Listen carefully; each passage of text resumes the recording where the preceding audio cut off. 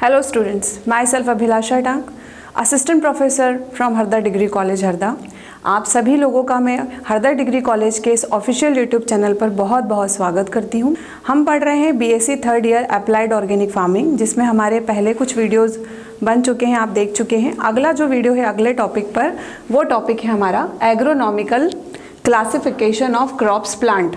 ठीक है, यानी कि खेती के अकॉर्डिंग या जो हम एग्रोनॉमिकल प्रैक्टिसेस करते हैं वो कितने टाइप की, उसको कितने भागों में क्लासिफाइड किया गया है। तो सबसे पहले एक छोटा सा इंट्रोडक्शन देख लेते हैं। Field crops are herbaceous plants grown in cultivated fields under more और less extensive system of culture. मतलब यहाँ पर ये बात कहने की कोशिश की जा रही है कि जितने भी हर्बेशियस प्लांट होते हैं, हरे भरे प्लांट होते हैं जिनका इस्तेमाल हम एज अ फूड सोर्स करते हैं, ठीक है, तो वो कल्टिवेट किए जाते हैं फील्ड के ऊपर less extensive system of culture में। अगेन समझाया जा रहा है एग्रोनॉमिक क्रॉप्स क्या होती है।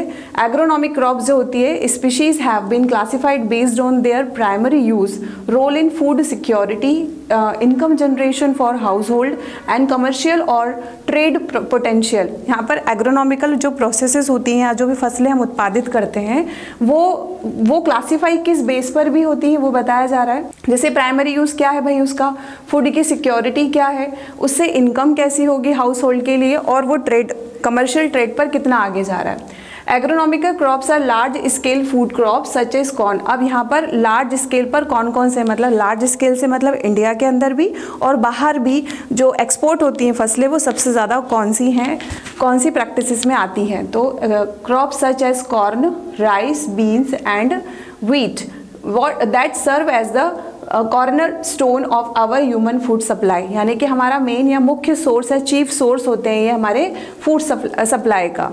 Okay, the agronomic crops grown are classified according to the criteria followers.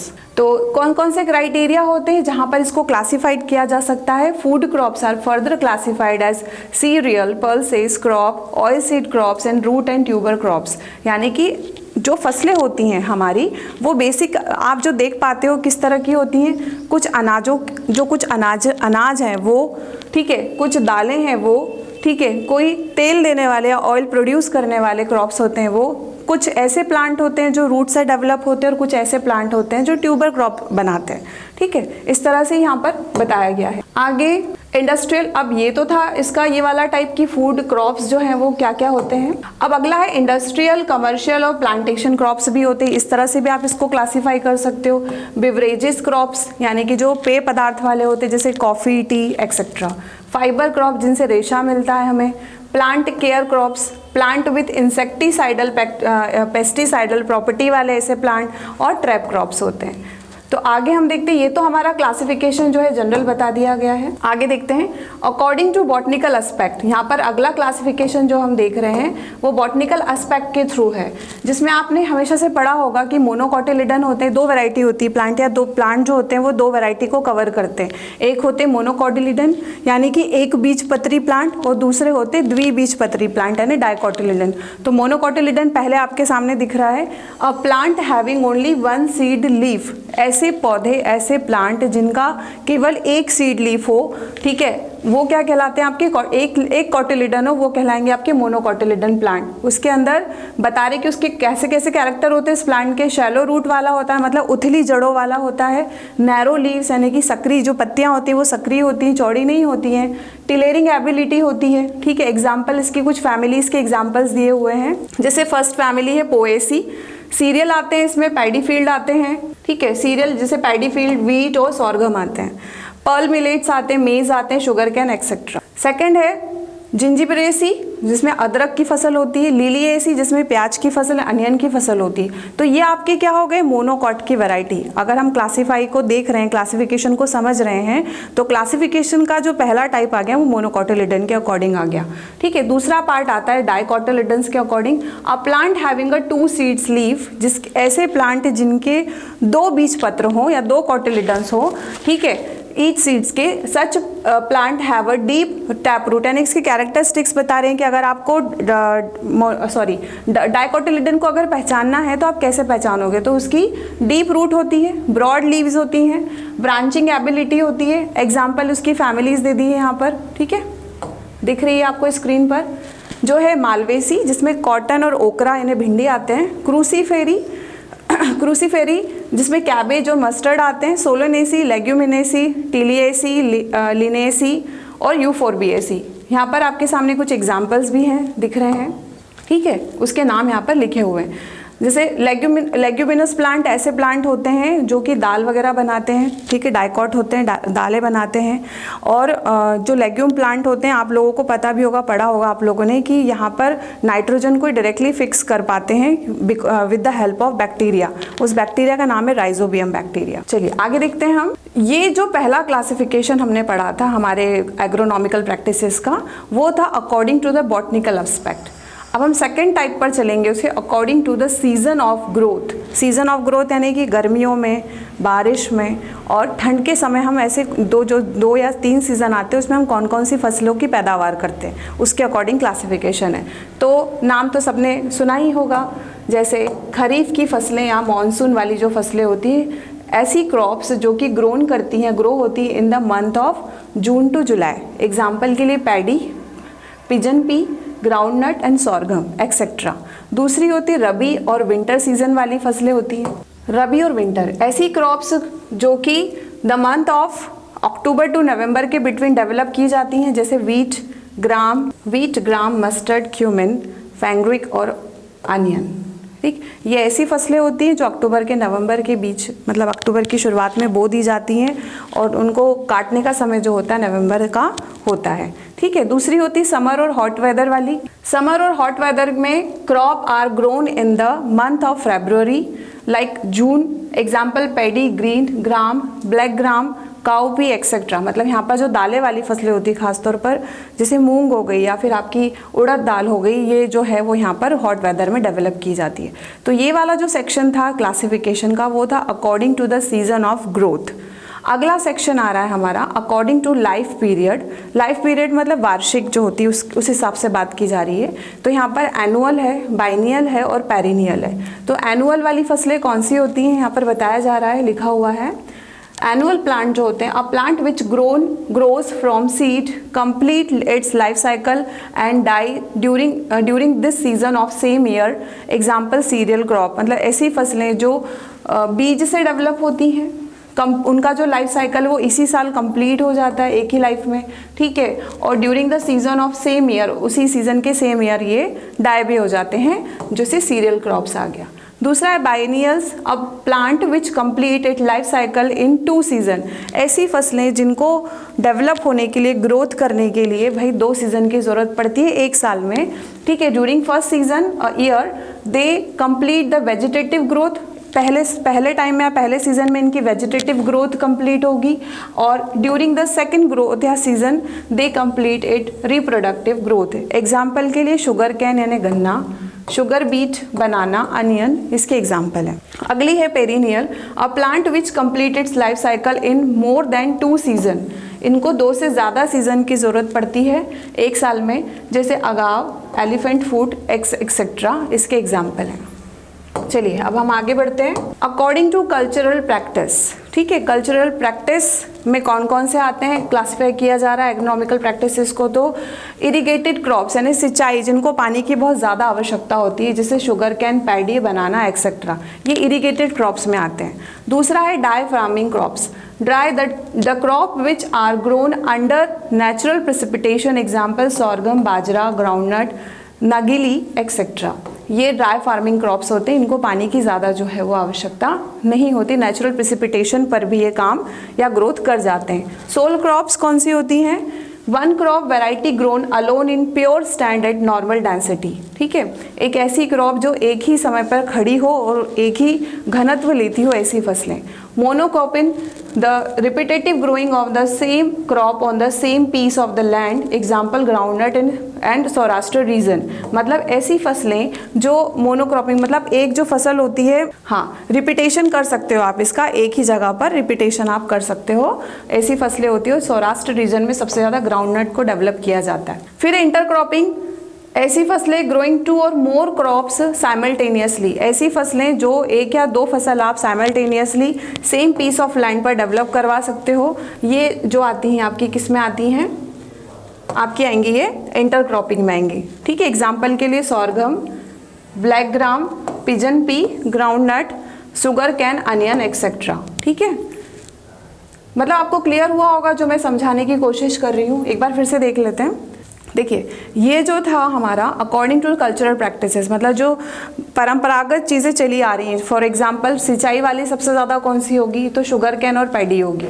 Dry farming यानी जो नेचुरल बारिश में भी अगर आप इनको ऊपर से पानी ना भी दें तो थोड़ा बहुत अगर पानी देंगे या नेचुरल जो बारिश हो रही है, प्रिसिपिटेशन हो रहा है, उससे भी डेवलप हो जाएंगी, तो सोरगम और बाजरा।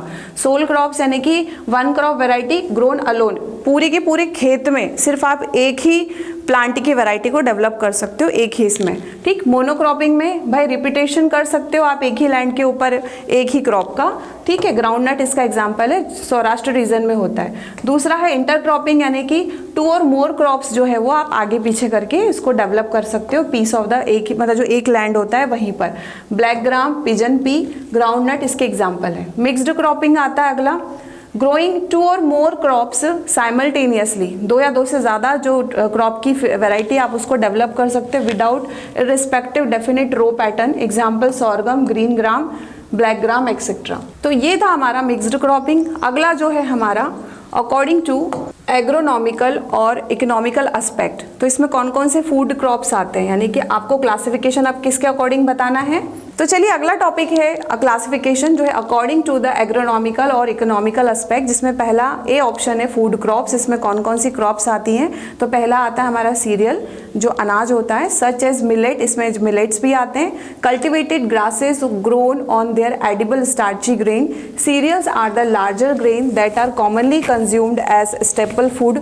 Small grain cereals such as rice, wheat, maize, barley and millets are example of minor food crops. मतलब हमारे अनाजों की वैरायटी के बारे में आपको यहाँ पर बताया गया है कि फूड क्रॉप्स में पहली वैरायटी आती है हमारी सीरियल्स की। दूसरी वैरायटी की ओर चलते हैं। यहाँ पर एग्जाम्पल पैडी, व्हीट, मेज और सोरगम भी दे रहा है। दूसरी पल्सेस यानी दालें, दालों के बारे में बता रहे हैं कि दीज आर एडिबल सीड्स, ये ऐसे खाने योग्य सीड्स होते हैं, लेग्यूमिनेसी क्रॉप कहलाते हैं, उसके अंतर्गत आते हैं और इनके अंदर बहुत सारा प्रोटीन होता है। For example soybean, P and cow P. ठीक है, अगला है हमारा, जैसे यहाँ पर और दे रहा है ग्राम एंड ग्रीन ग्राम। ठीक है, लेग्यूम कौन से होते हैं भाई, ग्राउंड नट, सोयाबीन और क्लस्टर्स बीन होते हैं। एडिबल ऑयल सीड्स कौन से होते हैं, these are crop seeds that are high fatty acid, ऐसी प्लांट की वैरायटी जहाँ पर खाने के अंदर या जो फूड होता है हमारा, जो प्लांट होता है उसके अंदर हायर फैटी एसिड कंटेन होता है। ठीक है, जिसका हम इस्तेमाल वेजिटेटिव ऑयल निकालने के लिए भी करते हैं। ठीक है, आगे चलते हैं। फ्रूट क्रॉप, मैंगो, बनाना, सपोटा, गुआवा, ऐसे प्लांट जो कि एज अ फ्रूट हम इस्तेमाल करते हैं, फलों के तौर पर इस्तेमाल करते हैं, उसको हम फ्रूट क्रॉप्स बोलते हैं। ठीक है, जिसमें आपका गुआवा, पपाया, सपोटा, बनाना, ग्रेप्स, सिट्रस एक्सेट्रा बहुत सारी वैरायटी आ जाती है। दूसरे होते हैं वेजिटेबल क्रॉप्स, सब्जी वाले होते हैं, जिसमें लीफी वेजिटेबल आते हैं, नाम आपके सामने लिखा ही हुआ है। फ्रूट वेजिटेबल भी होते हैं like tomato, brinjal. Root vegetable radish, tuber potato, sweet potato. Bulb में अनियन और गार्लिक आ जाते हैं। फ्लावर में कुलीफ्लावर। ठीक है, और पॉड में फ्रेंच बीन आ जाता है, पिजन पी, काउ पी आ जाता है। तो ये आपकी कौन सी वैरायटी होगी, फ्रूट वैरायटी। अगली वैरायटी आती है हमारी नॉन फूड क्रॉप्स। देखिए, ये तो फूड क्रॉप्स थी जो खाने हम डेली रूटीन में भी हम इनका इस्तेमाल करते हैं, जैसे अनाज हो गए, दाल हो गए, एडिबल ऑयल सीड्स हो गए, फ्रूट क्रॉप्स हो गए, वेजिटेबल क्रॉप्स हो गए एक्सेट्रा। ठीक है, अब दूसरी वैरायटी आती है नॉन फूड, जिसमें फॉरेज या फोडर आता है। ये किसको रिफर करता है, these refer to the preservation of fresh vegetable for use animal feed. ऐसे फोडर या फिर फॉरेज एक ऐसा प्लांटेशन या फिर एक ऐसी खेती होती है जहाँ पर हम एनिमल के लिए जो है प्लांटेशन करते हैं, उनके फीड के लिए प्लांटेशन करते हैं। ठीक है, crops are being grown for hay, silage and the other uses. ठीक है, तो यहाँ पर बता रहे कौन कौन सी वैरायटी है भाई, बरसीम है, हाइब्रिड नेपियर ग्रासेस होती हैं जो कि हम एनिमल के लिए डेवलप करवाते हैं। अगली वैरायटी पे चलते हैं, fibre crop. These are crop that are known to their fibre yield, fibre बनाने के लिए या फाइबर डेवलप करने वाले प्लांट की वैरायटी में आता है। एग्जाम्पल के लिए इसमें आ जाएगा cotton seeds, steam jute, mesta, सन हैम्प एक्सेट्रा, आपके सामने लिखे हुए नाम। नॉन एडिबल ऑयल सीड में कैस्टर और लिनसीड आ जाता है। ठीक, आगे चलते हैं हम। Sugar crop, these are crop that are primarily grown for sugar या शक्कर की पैदावार के लिए हम लोग प्लांटेशन करे जाते हैं, जिसमें शुगर केन, शुगर बीट आते हैं। कुछ डाइज भी होते हैं, safe lover, Indigo. Narcotics plants भी होते हैं, जिसमें tobacco, coffee, T, opium and Poppy आते हैं। ड्रग्स मेडिसिनल भी होते हैं, यानी कि जो दवाइयाँ बनाते हैं जिनसे हम, जो कि इसबगोल, जेथीमड, सेना एक्सेट्रा। ठीक, अब अगली वैरायटी हमारी आती है स्पाइसेस की, यानी कि मसालों की। तो मसाले, दीज आर क्रॉप प्लांट, ऐसे क्रॉप प्लांट जिनके प्रोडक्ट्स का इस्तेमाल हम फ्लेवर, कलर और प्रिजर्व फ्रेश फूड के लिए करते हैं। एग्जाम्पल के ginger, garlic, chilli, cumin, onion, coriander, cardamom, बहुत सारे नाम आपके सामने हैं जो कि डेली रूटीन में आप घरों में भी देखते होंगे अपने। ठीक है, तो ये सब हमारे मसालों की कैटेगरी में आते हैं। दूसरी वैरायटी होती है हमारी ग्रीन मैन्योर क्रॉप, यानी कि हरी खाद के लिए। These are crop that are grown and incorporated into the soil to increase soil fertility. ऐसी फसलें जिनका इस्तेमाल हम सॉइल की फर्टिलिटी बढ़ाने के लिए करते हैं, वो होती है हमारी ग्रीन मैन्योर। एग्जाम्पल के लिए सन हैम्प। मेडिसिनल पर आते हैं हम, यानी कि जिनसे दवाइयाँ बनती हैं। These are crop grown primarily for medicinal purpose, जैसे कि cinchona, opium poppy, belladonna, aromatic plants, lemon grass.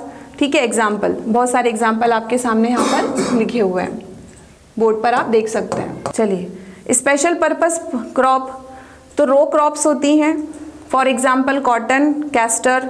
Support crops certain fast growing crops होती हैं, फॉर एग्जाम्पल कैस्टर, शेवरी और बीटल।